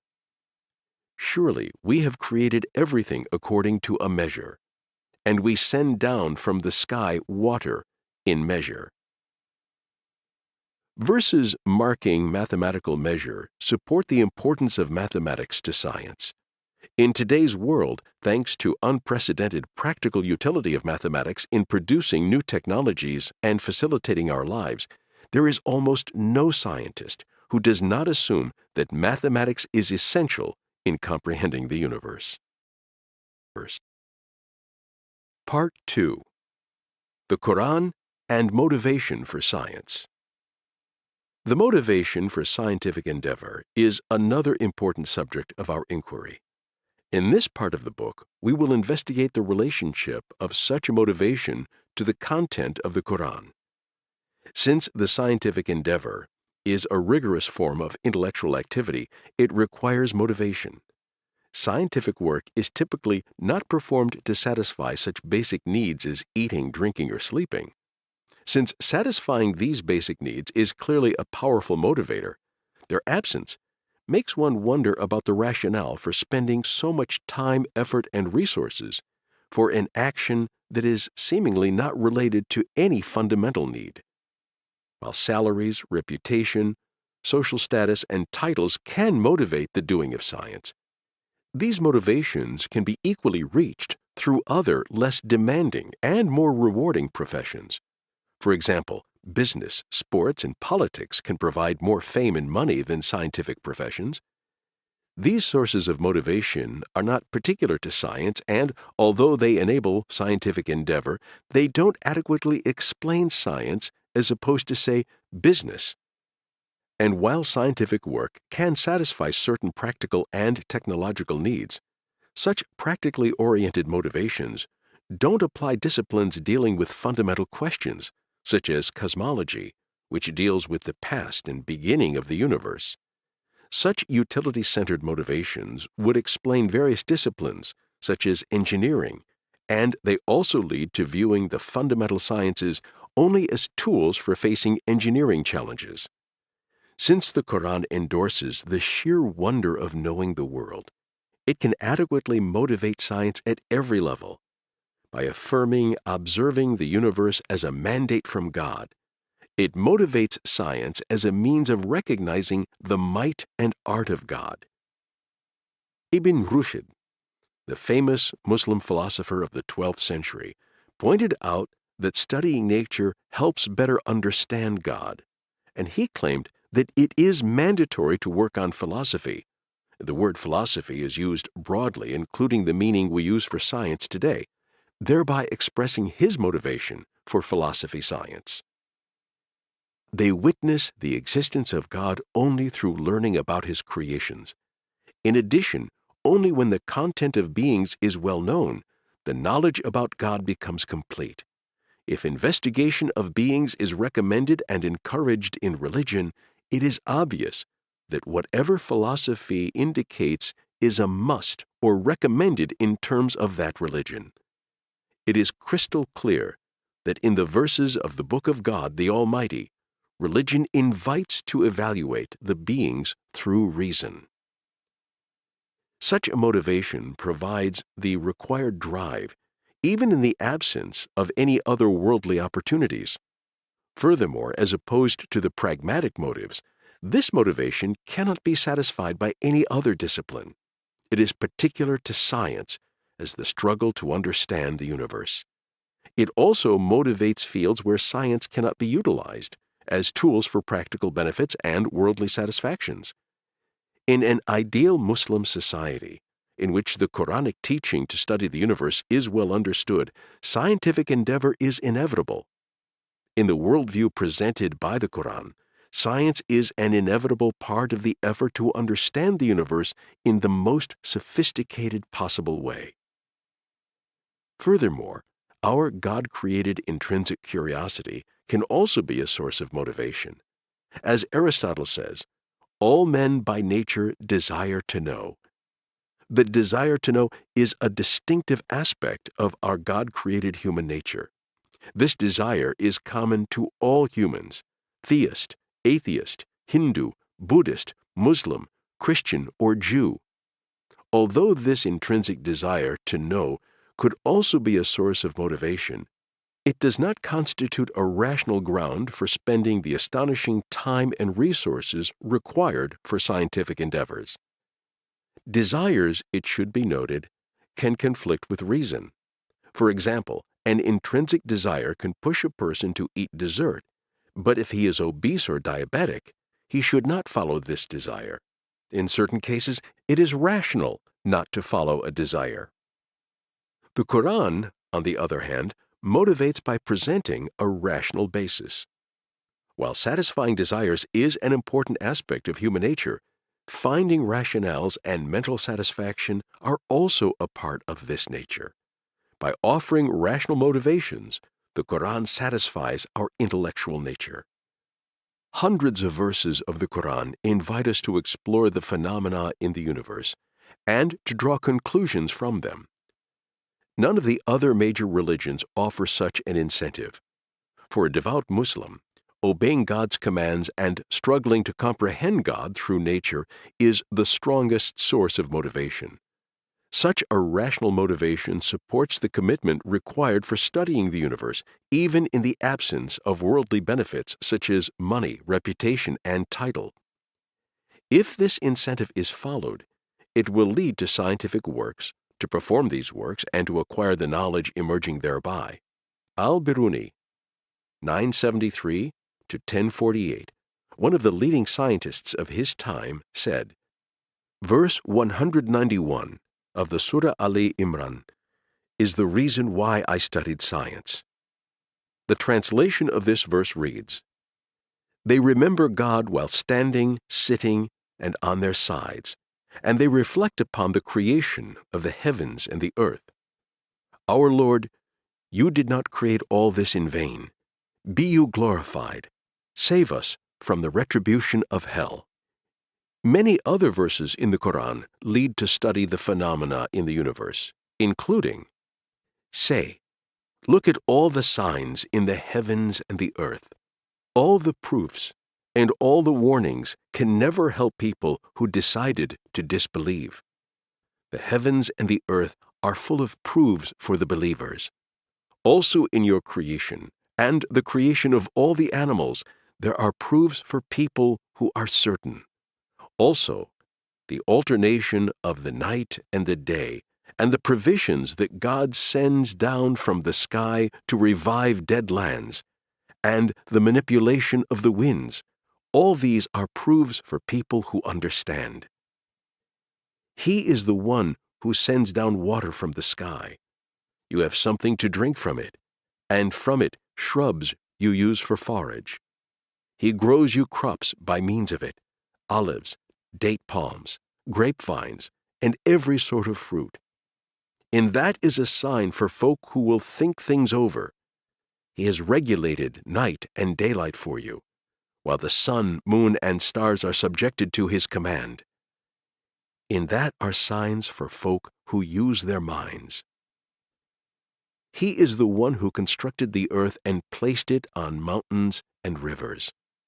And, from the different kinds of fruits, He made them into pairs, males and females. The night overtakes the day. These are solid proofs for people who think. In the creation of the heavens and the earth, and the alternation of night and day, there are signs for those who possess intelligence.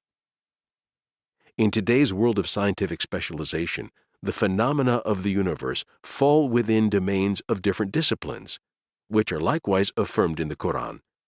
For example, the following verse in the Quran points to astronomy. Have they not looked at the sky above them, and how we constructed it and adorned it without a flaw? This verse is related to geology, and the mountains and how they are constructed, and the earth and how it is built. The following verse is about the origin of life and paleontology. Roam the earth and find out the origin of life, for God will thus initiate the creation in the hereafter. God is omnipotent. This verse is related to archaeology. Have they not roamed the earth and noted the consequences for those who preceded them? They used to be more powerful, more prosperous, and more productive on earth.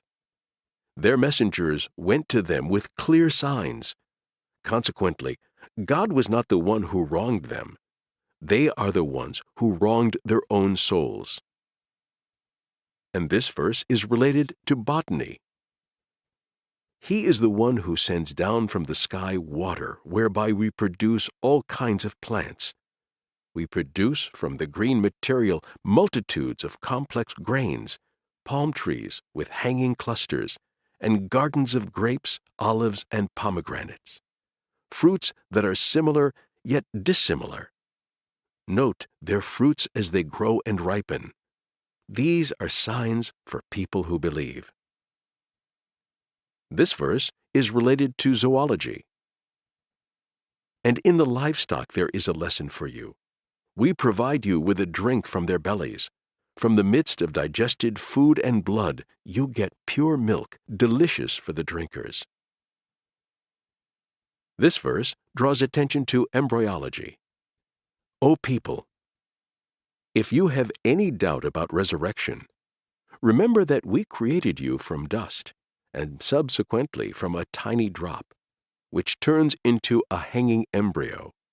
Then it becomes a fetus that is given life or deemed lifeless. We thus clarify things for you. We settle in the wombs whatever we will for a predetermined period. We then bring you out as infants. Then you reach maturity. While some of you die young, others live to the worst age, only to find out that no more knowledge can be attained beyond a certain limit. Also, you look at a land that is dead. Then as soon as we shower it with water, it vibrates with life and grows all kinds of beautiful plants. Most Muslims read these verses without grasping their meaning. While the Quran is the most widely read and memorized book in the world, grasping its meaning typically loses out in the struggle for reading and memorization.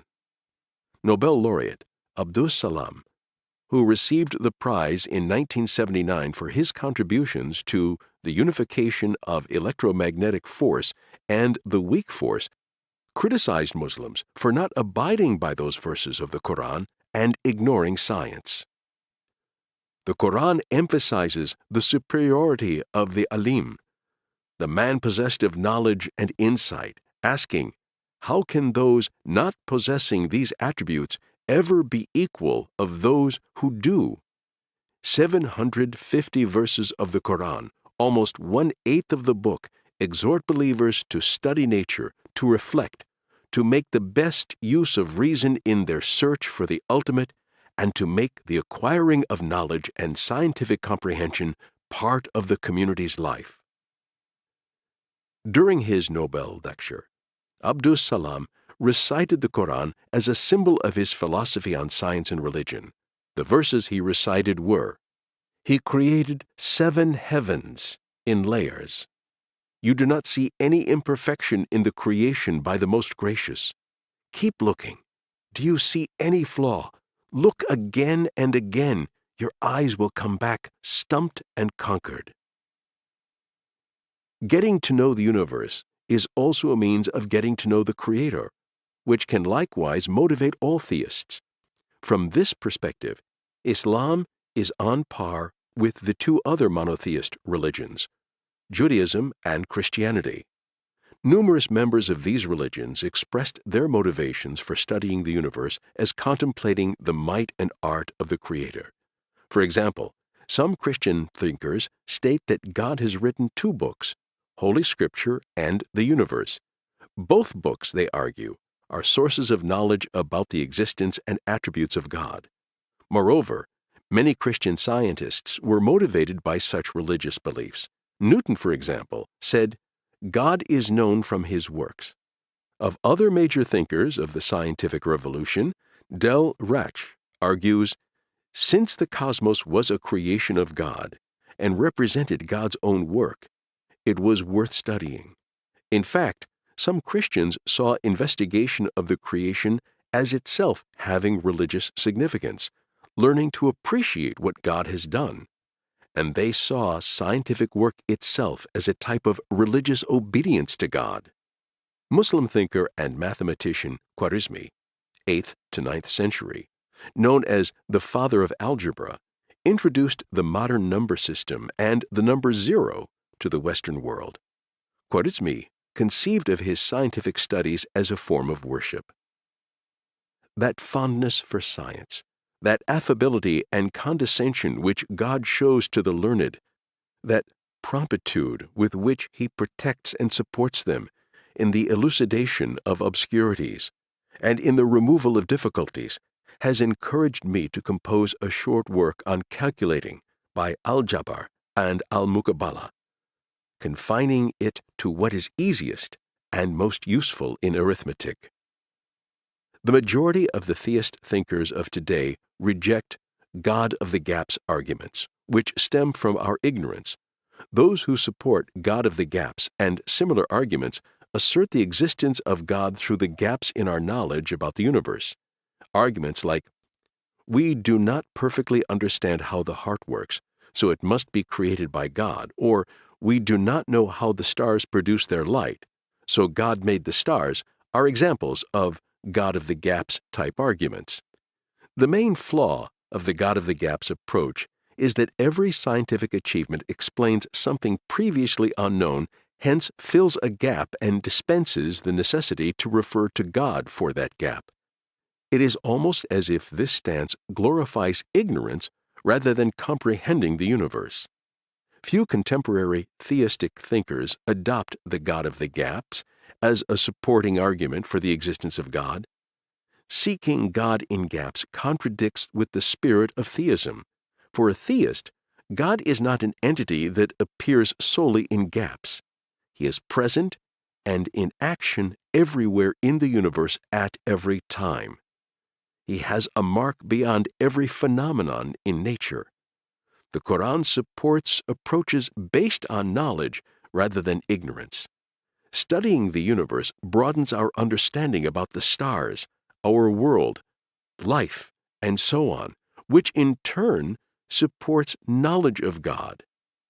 Aiming to develop such an understanding also provides motivation for scientific work.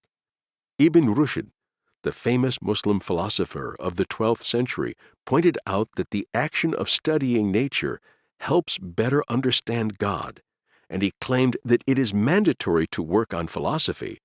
The word philosophy is used broadly, including the meaning we use for science today, thereby expressing his motivation for philosophy science. They witness the existence of God only through learning about his creations. In addition, only when the content of beings is well known, the knowledge about God becomes complete. If investigation of beings is recommended and encouraged in religion, it is obvious that whatever philosophy indicates is a must or recommended in terms of that religion. It is crystal clear that in the verses of the Book of God, the Almighty, religion invites to evaluate the beings through reason. The Quran likewise encourages the sharing of knowledge. Those who seek scientific knowledge for the sake of wealth and reputation are likely to keep discoveries to themselves. Throughout history, there are many examples of knowledge passed from master to apprentice and deliberately hidden from others. For this reason, some skills stayed within the monopoly of small isolated groups.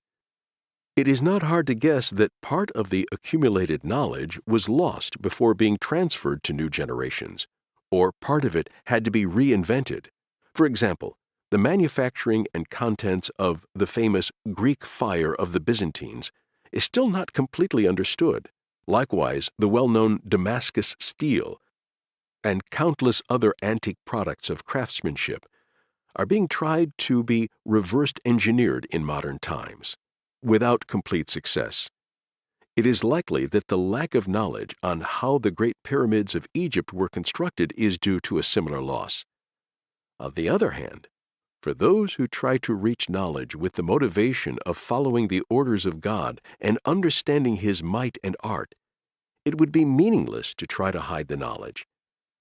On the contrary, this type of motivation supports dissemination of knowledge and not leaving it to the monopoly of a small group. Of course, dissemination of scientific knowledge can also be achieved through other motivations. Yet it is important to mark that the motivation provided by the Quran supports this critical process.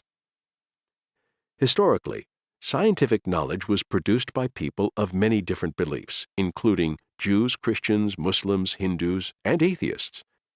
In order to benefit from the cumulative and incremental nature of scientific knowledge, one should be open to obtain knowledge from all beliefs and avoid being capricious. Notably, as the Quran guides to study the phenomena in the universe, it does not contain any implication of such a capricious view. To the contrary, the Quran criticizes racism and nationalism and forms a mental structure which disregards race, skin, color, gender, and family differences, but regards universal values and truth above them. This attitude rejects diminishing other nations or races or religions and staying away from their knowledge. Consider the following verses of the Quran. O people, we created you from the same male and female, and rendered you distinct peoples and tribes, that you may recognize one another. The best among you in the sight of God is the most righteous. God is omniscient, cognizant. Among His proofs are the creation of the heavens and the earth, and the variations in your languages and your colors. In these, there are signs for the knowledgeable. From the perspective of the Quran, the universe and the nations are creations of the one God, and hence, the truth is universal. It cannot change from one society to another. The Quran equally rejects both the polytheist systems of the past, which accepted distinct gods for each society, and the postmodern philosophies of our time, which reject the existence of universal truths. According to the Quran, universal truths and realities exist. Hence, whichever society reaches them, the nature of these truths stays unchanged. Thus, the truths discovered by other nations are valuable since they concern the same universe created by the one God.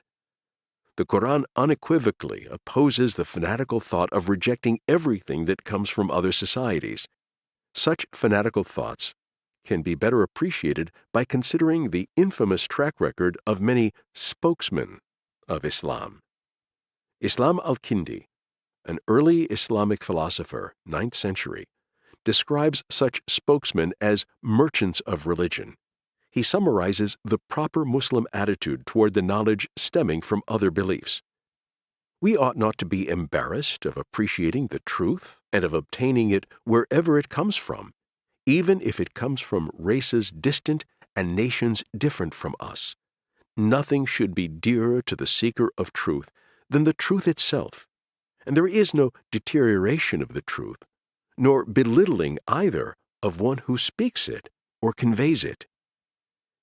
In addition to motivating science, the Quran demands morally the application of knowledge to the welfare of mankind without doing damage to nature, God's creation. The relation between scientific activity and the ethics built by the Quran could be a whole chapter by itself. For brevity, we touch upon this issue only in relation to the motivation given by the Quran. Knowledge is a kind of power, and the use of this power without any ethical bounds can be devastating. Staying on the side of the good and the right, opposing the bad and the wrong, protecting the weak without expectation of benefit are fundamental Quranic principles. These principles are important in all aspects of life, including the use of scientific knowledge. The benefits of medical knowledge to the weak and poor are evident. On the other hand, respecting the environment is equally valuable, since the damage we do to the environment harms both ourselves and future generations. The Quran warns of the dire consequences of human actions. Disasters have spread throughout the land and sea because of what the people have committed. He thus lets them taste the consequences of some of their works, that they may return to the right works. In the Quran, the phenomena in the universe are presented as verses, evidences of God, and the mentality that God is the real owner of the universe is developed. For a Muslim, the verses of God are valuable, treating them vulgarly, doing harm on other people, and the posterity by doing damage on the nature is against the feeling of responsibility developed in the Quran. One who regards nature through the mind constructed by the Quran and the system of ethics developed by it should refrain from doing damage on nature. In brief, the Quran's directive, investigate the universe as a way to understand the might and art of God, provides ample motivation for science to a degree that is unseen in any other major religion. Along with this motivation, the Quran also encourages the sharing and dissemination of knowledge and endorses learning from other nations and beliefs. Finally, the Quran never sets ethical considerations aside and supports protecting the environment. You have been listening to The Quran and the Construction of the Scientific Mind by Janar Taslaman and Enis Doko. Narrated by Fred Stella. Produced by Stella Communications. Recorded at Subterranean Sound Studios, LLC.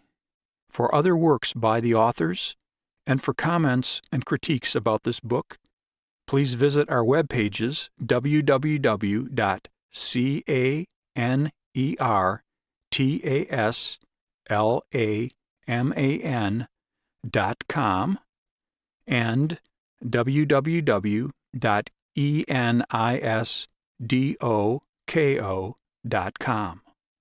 We are thankful for our readers, and especially to Kelly James Clark, the Templeton Foundation, Column Research and Media, and Fatih Fadan for their generous support during preparation of this book. Conclusion. In this book, we aim to present the relationship between the mindset constructed by the Quran and scientific activities. In the first part, this relation is investigated regarding the presuppositions of scientific studies. When we do science, we tacitly assume many principles, whether we realize them or not. For example, if everyone assumes that the universe has a rational, comprehensible structure, and that the laws of nature are universal. In this book, we argued that the Quran provides rational basis for 7 of these crucial presuppositions, which the common naturalist atheist approaches of the modern academic world does not. The Quran supports these presuppositions partly by presenting a theistic ontology, partly by endorsing responsibilities for our deeds, sometimes by inviting to struggle to understand the universe, etc. The Quran is in line with Judaism and Christianity regarding the presuppositions it supports via theist ontology. However, the content of the Quran differs from other theistic beliefs in degree and sometimes in essence. For example, the Quranic support for the presupposition observation is important for gathering knowledge related to the universe is much more comprehensive as compared to other theist beliefs. One can, of course, base these presuppositions on practical benefits without any rational basis. For example, one might think that studying the universe is valuable because of the benefits of scientific achievements in developing new technologies. However, the Quran rationally grounds these presuppositions even if there were no practical benefit. Lacking such rational grounds is intellectually unsatisfying. This is an intellectual advantage of a Quranic worldview over naturalist atheist philosophies. In the second part of the book, we focused on the motivation provided by the Quran for realization of scientific work. More than any other religion in the world, the Quran directs believers to study the phenomena in the universe and derive conclusions from them, thereby comprehending the might and art of God. Finding a driving force for scientific endeavor is as indispensable as having the required presuppositions in mind. Earning money, reputation, and social status can be sources of motivation, yet the Quran provides motivation without any worldly benefit. The relationship of the content of the Quran with the presuppositions needed for scientific work is not discussed in previous works, to the best of our knowledge. The motivations, however, are discussed in various studies. The distinction and novelty of this book is that by considering the support of the Quran for the discussed presuppositions together with the motivation provided by it, a detailed picture of construction of scientific mind by the Quran is presented. On the subject of construction of scientific mind by the Quran, it is obviously possible to add new topics to the ones discussed here or expand on the ones that we kept brief. For example, the subject of ethics could and should be explored in greater depth. Making sure that science benefits mankind, the next generations, the environment, and other living beings is an important ethical consideration. In a future study, we plan to expand these discussions and include further related issues that were not considered here. Although the Quran supports scientific studies, many Muslim societies, particularly in the last few centuries, have not followed the Quran in this regard. The reason behind this is the subject for other studies. Nevertheless, we believe that when such failures in the 17th through the 21st centuries, as well as successes in the 9th through 13th centuries, are to be considered, the discussions we present in this book can provide pertaining contributions and guidelines.